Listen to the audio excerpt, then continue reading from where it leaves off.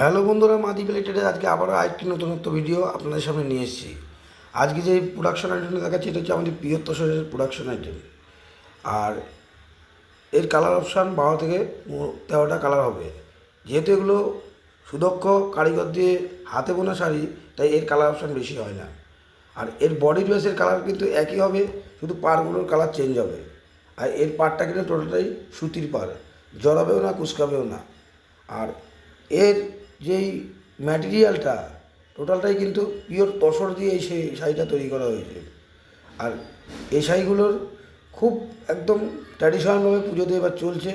তসরের মাধুর্য আলাদা, তসর সবসময় পুজোয় একটা আভিজাত্য স্থান গ্রহণ করে।